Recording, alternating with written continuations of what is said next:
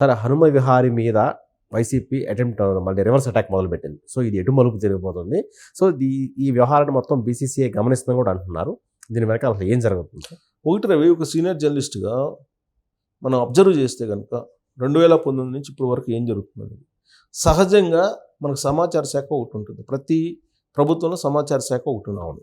ఈ సమాచార శాఖ చేసేటువంటి పని ఏంటంటే ఆయా జిల్లాల్లో లేదంటే ఆయా పత్రికల్లో వచ్చినటువంటి న్యూస్ని సేకరించి దాంట్లో నిజం ఉందా లేదా అనేది కొంత స్క్రూటినీ చేసిన తర్వాత నిజం లేకపోతే రిజైన్ ఇస్తుంది. అంతవరకు అది క్లోజ్ అవుతుంది. నిజం ఉంటే ఎంక్వైరీకి ఆదేశిస్తారు. కానీ జగన్మోహన్ రెడ్డి అధికారంలోకి వచ్చిన తర్వాత దానికంటే ముందు రాజశేఖర రెడ్డి ఉన్నప్పుడు కూడా ఆ రెండు పత్రికలు అనేవాళ్ళు ఆయన. అసలు ఆ రెండు పత్రికలు చదవద్దని చెప్పేవాళ్ళు ఉద్యోగులకి. ఎవరన్నా పోయి పేపర్లో ఇలా వచ్చిందంటే నిన్ను ఎవరు చదవమన్నారని చెప్పి అనేవాళ్ళు ఆయన. సరే అయిపోయింది. అయిపోయిన తర్వాత ఆయన జమానా అయిపోయిన తర్వాత ఇప్పుడు జగన్మోహన్ రెడ్డి జమానా వచ్చింది. జగన్మోహన్ రెడ్డి జమానా వచ్చిన తర్వాత దుష్ట చతుష్టయం అని చెప్పి మొదలుపెట్టారు. ఇదే జగన్మోహన్ రెడ్డి ఓదార్పు యాత్ర తర్వాత ఆయన పాదయాత్ర చేశారు. పాదయాత్రకు పోవడానికి ముందు నాకు 100% గుర్తుంది, రామోజీరావు దగ్గరికి వెళ్ళారు. రామోజీరావు దగ్గరికి వెళ్ళి రామోజీరావు మద్దతుని కోరుకుని నేను ఇట్లా పాదయాత్ర చేస్తున్నాను, మీ సహాయ సహకారాలు కావాలని చెప్పి ఈయన అభ్యర్థించారు. ఫిల్మ్ సిటీకి వెళ్ళి అభ్యర్థించారు. అభ్యర్థిస్తే ఆ రోజున ఈయన పాదయాత్రకు సంబంధించి వాళ్ళు ఎంత ఇవ్వాలో అంత ప్రాధాన్యత ఇచ్చారు. ఇవాళ దుష్ట చతుష్టయము అని చెప్పి ఆయన ప్రచారం చేస్తూ అసలు ఆ పేపర్లో వచ్చినటువంటి న్యూస్ని చదవద్దని చెప్పి రాజశేఖర రెడ్డి చెప్తే జగన్మోహన్ రెడ్డి ఏం చేస్తున్నారు, అసలు ఆ పత్రికలే మనకు ప్రభుత్వానికి వ్యతిరేకం, అసలు వాటిని పక్కన పడేయండి, అసలు వాటిలో వచ్చేటువంటి న్యూస్ అనేది పచ్చి అబద్ధాలు, ఒకటి కూడా నిజం ఉండవు అని చెప్పి ఆయన ప్రచారం చేస్తున్నారు. అందుకని సమాచార శాఖ ఎందుకు, సమాచార శాఖనే రద్దు చేయొచ్చు కదా. సమాచార శాఖ డ్యూటీ ఏంటి, ఇదే కదా. ఇప్పుడు 4th పిల్లర్ కదా మీడియా. ఎగ్జిక్యూటివ్ సిస్టమ్ ఎలా ఉందో, లెజిస్లేటివ్ సిస్టమ్ ఎలా ఉందో, జ్యుడిషియరీ ఎలా ఉందో అంతే బలంగా మీడియా ఫోర్త్ ఎస్టేట్గా ఉంది కదా. నువ్వు 4th ఎస్టేట్ని నువ్వు మొత్తం అబద్ధం అని చెప్పి అసలు పట్టించుకోవద్దు, మీరు అన్ని అబద్ధాలు చెప్తారు, అటు నమ్మొద్దు అని అంటే ఇదే మీడియా నిన్ను తప్పుపడుతున్నప్పుడు నువ్వు ఎందుకు ఫీల్ అవుతావు? నువ్వు చెప్పేది అబద్ధాలు అని చెప్పి చెప్తున్నప్పుడు నువ్వు మద్య నిషేధం అనేది అబద్ధం కదా, నువ్వు చెప్పింది నిజమే కదా, ఇవాళ నువ్వు అమలు చేయట్లేదు కదా, అబద్ధం కదా నువ్వు చెప్పింది, పచ్చి అబద్ధం కదా. ప్రత్యేక హోదా చెప్పావా లేదా, నువ్వు తీసుకురాలేదు కదా. కరెంట్ ఛార్జీలు పెంచనన్నావా, ఇప్పుడు 7 సార్లు పెంచావు కదా. ఇసుక మద్యం ఉచిత ఇసుక ఇస్తానన్నావు కదా, ఎక్కడున్నాయి అంటే లెజిస్లేషన్ సిస్టమ్ ఏం చేసినా కానీ 4th ఎస్టేట్ చూస్తూ ఉండాలి, మీడియా చూస్తూ ఉండాలి.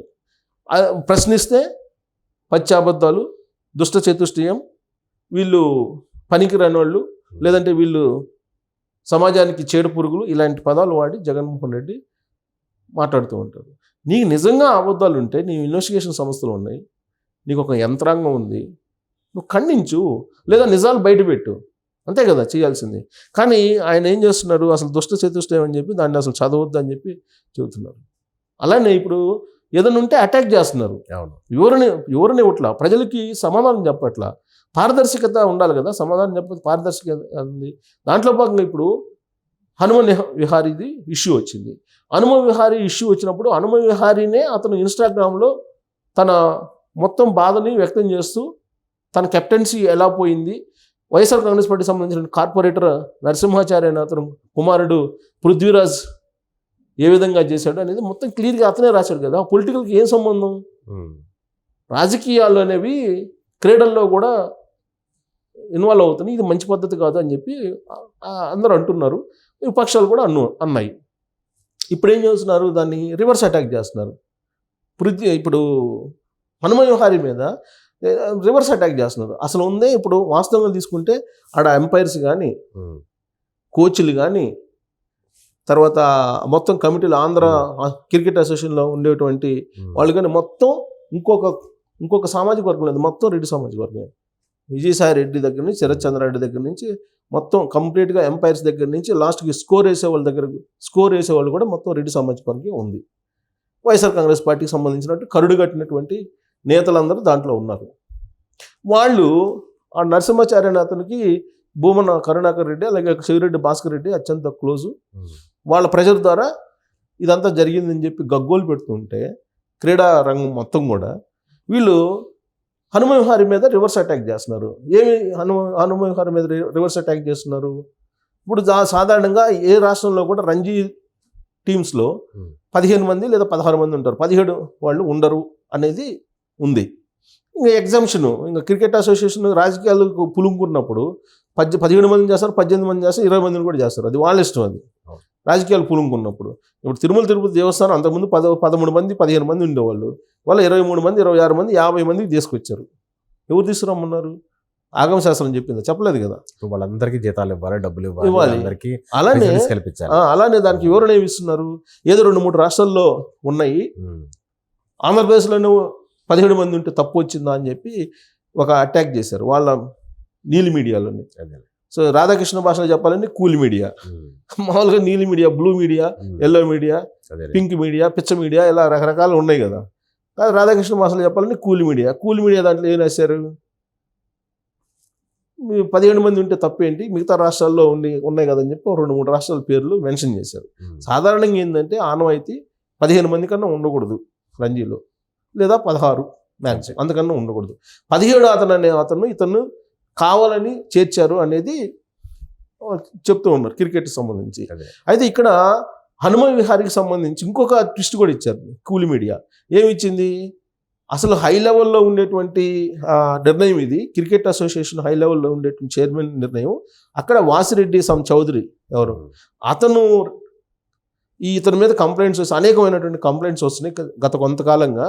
ఆ కంప్లైంట్స్ వస్తుంటే ఇతనే కెప్టెన్సీ నుంచి మార్చమన్నాడు. దీనికి మాకు ఆంధ్రప్రదేశ్ క్రికెట్ అసోసియేషన్ సంబంధం లేదు, హై లెవెల్ కమిటీ కొన్ని చైర్మన్ చేసినటువంటి పని అని చెప్పి అతని మీద పెట్టేశారు. ఎందుకు? ఇది మొత్తం వస్తుంది కదా, మొత్తం పైనుంచి కిందాక రెడ్డి సామాజిక వర్గం ఉంది, కరుడు కట్టిన వైఎస్ఆర్ కాంగ్రెస్ పార్టీ వాళ్ళు ఉన్నారు, వాళ్ళ మీద ఇప్పుడు వస్తున్నారని ఆడుదాం ఆంధ్ర పేరుతోటి ఏ విధంగా చేశారు వీళ్ళందరూ మొత్తం విమర్శలు వస్తున్నాయని చెప్పి ఈ మొత్తం మార్చింది వాసిరెడ్డి చౌదరి, అతని పేరు ఏదో ఉంది, అతను చేశాడు, అతను మార్చాడు అని చెప్పి చెప్పారు. అసలు నాకౌట్కి రంజీ టీంని, ఆంధ్ర టీంని రంజీల్లో నాకౌట్కి తీసుకొచ్చినటువంటి కెప్టెన్ విజయవంతంగా హనుమ విహారీకి క్రెడిట్ ఉంది.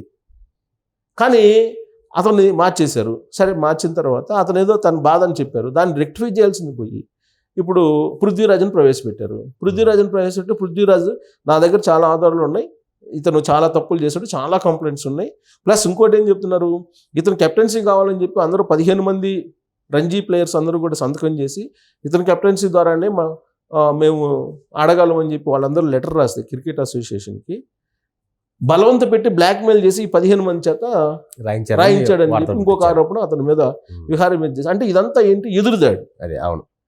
ఇప్పుడు జరిగినటువంటి తప్పుని సర్దిద్దుకునేటువంటి ప్రయత్నం చేయకుండా మళ్ళీ దాన్ని అలాంటి తప్పు జరగకుండా ఎలా ఉండాలి అనేది ఒక తయారు చేసుకోకుండా మార్గదర్శకాలని వీళ్ళు ఎదురుదాడికి తిరుగుతున్నారు. అంటే రాబోయేటువంటి రోజుల్లో ఇలానే ఉంటుంది, మా ప్రభుత్వం ఇలానే చేస్తుంది అని చెప్పడమే కదా ఇండైరెక్ట్గా. సో హనుమ విహారీ ఇప్పుడు ఇంకో ట్విస్ట్ కూడా ఇచ్చారు. హనుమ విహారీకి ఒక ఫౌండేషన్ ఉంది, విహారీ ఫౌండేషన్ సంథింగ్ ఫౌండేషన్ ఉంది. ఆ ఫౌండేషన్ తరఫు నుంచి అప్పట్లో ఏదో కరోనా టైంలో కొన్ని డిస్ట్రిబ్యూట్ చేస్తున్న సహాయ కార్యక్రమాలు, దాంట్లో ఎన్టీఆర్ ట్రస్ట్ టీషర్ట్లు వేసుకొని ఎవరో ఇద్దరు పంచితే వాళ్ళిద్దరిని వాళ్ళు అప్పుడు గొడవ అయింది తెలుగుదేశం పార్టీకి ఈ హనుమ విహారీకి. సో అప్పుడు తెలుగుదేశం పార్టీయే ఇతని మీద అనేక ఆరోపణలు చేసింది. అలాంటి తెలుగుదేశం పార్టీ ఇప్పుడు ఎలా సపోర్ట్ చేస్తుంది అని చెప్పి మళ్ళీ అదొక ఇష్యూ తీసుకొచ్చారు. అది ఎంతవరకు నిజమో తెలియదు. ఎన్టీఆర్ ట్రస్ట్కి టీషర్ట్లు వేసుకుని ఎవరో ఇద్దరు వస్తే వీళ్ళు గొడవ పడ్డారని ఏదో ఇస్తున్నారు. సో ఇలా రకరకాలుగా దాన్ని చిలువలు పొలవలు చేసి అతన్ని ఏదో కార్నర్ చేయాలనేటువంటి ప్రయత్నం చేస్తున్నారు. వైఎస్ఆర్ కాంగ్రెస్ పార్టీ ఇప్పుడు కూడా 2019 నుంచి అధికారంలోకి వచ్చిన తర్వాత నుంచి చేస్తున్న పని ఏంటంటే, ఎవరైనా ఏదైనా ప్రశ్నిస్తే కనుక వాళ్ళ మీద ఎదురుదాడి చేయటం, లేదా ఆఫీసుల మీదకి వెళ్ళి దాడులు చేయటం, లేదా భయపెట్టడం, కేసులు పెట్టడం. రంగనాయకమ్మ వయసు 70 సంవత్సరాలండి. ఆమె ఒక పోస్ట్ ప్రభుత్వ వ్యతిరేకానికి ఎవరో పెడితే దాన్ని ఫార్వర్డ్ చేశారని చెప్పి ఆమెను తీసుకొచ్చి జైల్లో పెట్టారని. ఇంతకన్నా ప్రభుత్వాన్ని ఏమన్నాను మనం? ఇది ప్రజాస్వామ్యం అని అంటే వాళ్ళు ఇప్పటికి కూడా వాదిస్తుంటే మనం ఏం చెప్పలేము, మనం ఏం అనలేము. ఇంకా వాళ్ళు నా రాజ్యం నా ఇష్టం అన్నట్టు ఉంటే ఏం చెప్తాం మనం? ఇప్పుడు ఏదన్నా చెప్తే వినే వాళ్ళకైతే చెప్తాం. మనం అసలు ఎక్కడున్నాం, ఏం పోతున్నాం, ఎలా చేస్తున్నాం, అనేది ఒక రివ్యూ చేసుకోవచ్చు కదా. దాదాపు 50 మంది 60 మంది ఎంతమంది సలహాదారులు చాలా మంది ఉన్నారు, 100 మంది సలహాదారులు ఉన్నట్టున్నారు. మరి వాళ్ళు ఏం సలహాలు చేస్తున్నట్టో తెలియదు. ఈ ఇష్యూలో ఇప్పుడు హనుమ విహారీని మళ్ళీ టార్గెట్ చేయడానికి ఎదురు తిరిగేది ఏమన్నా పొలిటికల్ లీడర్ అతను కాదు కదా. అనేది యంగ్స్టరు, అతను క్రికెట్ జెంటిల్మెన్ గేమ్గా చెప్తూ ఉంటారు. దాంట్లో కూడా ఎంటర్ అయ్యి దాన్ని పొల్యూట్ చేస్తున్న వీళ్ళు మరి హనుమ విహారీని కూడా టార్గెట్ చేస్తున్నారంటే రాబోయేటువంటి రోజుల్లో క్రికెట్ ఆడటానికి కూడా భయపడే పరిస్థితి ఆంధ్రప్రదేశ్లో నెలకొంది. ఆడుదాం ఆంధ్ర కాదు, ఆంధ్రతోటి వీళ్ళు ఆడుకుంటున్నారు వైఎస్ఆర్ కాంగ్రెస్ పార్టీ వాళ్ళు అని చెప్పి అనుకోవాలి మనం. ఇంకోటి ఏంటంటే లాస్ట్లో చెప్తారండి, ఇంత చేస్తున్నారు కదా వీళ్ళు మనల్ని ఎవరు చూడరు అనుకుంటున్నారు. దీనికి బీసీసీఐ ఉంది, దీనికి బీసీసీఐ ఖచ్చితంగా చర్యలు తీసుకుంటుంది. ఆల్రెడీ జైషా బీసీసీఐ చైర్మన్ ఉన్నాడు, అధ్యక్షుడిగా ఉన్నాడు. ఆల్రెడీ మొత్తం రిపోర్ట్స్ తెప్పించుకొని అసలు ఏం జరుగుతుంది ఆంధ్రప్రదేశ్లో అనే దాని మీద క్రాస్ చెక్ చేస్తున్నారు. ఇప్పుడు వీళ్ళంతా హనుమ విహారీ మీద దాడి చేయాలని ప్రయత్నించినా అసలు వాస్తవాలు బయటకు వచ్చినప్పుడు ఈ నరసింహాచారి వాళ్ళ అబ్బాయి పృథ్వీరాజు అసలు వీళ్ళు ఎవరి ద్వారా ప్రెజర్ చేశారు, పొలిటికల్ ఇన్ఫ్లుయెన్స్ ఏందని ఖచ్చితంగా బయటకు తీసే అవకాశం ఉంది. లేదంటే రాబోయేటువంటి రోజుల్లో బీసీసీఐకి ఏం జరుగుతుందో కూడా తెలియదు కదా రంజీల్లో. కాబట్టి ఖచ్చితంగా జైషా దీని మీద కాన్సన్ట్రేషన్ చేశారు. ఖచ్చితంగా జరుగుతున్న పరిణామాలను వీళ్ళు ఒక రాజకీయపరం దాడి జరిగినప్పటికీ కూడా కేంద్రం నుంచి ఢిల్లీ నుంచి మాత్రం ఖచ్చితంగా మూడో కన్ను ఉంది అని చెప్పి వీళ్ళు గ్రహించాలి. Okay, thank you. ఆడుదా ఆంధ్ర పేరుతో వైసీపీ చేస్తున్న రాజకీయాలు అన్నీ నీ కావు. సో హనుమ విహారీ లాంటి ప్లేయర్ కూడా బయటకు వెళ్ళిపోతున్నా ఏమాత్రం పట్టించుకోకుండా అతనిపై మళ్ళీ రివర్స్ అటాక్ మొదలుపెట్టారు. సో రాబోయే రోజుల్లో అయినా సో ఇలాంటి వాటికి చరమగీతం పడాలని కోరుకుందాం. Thank you.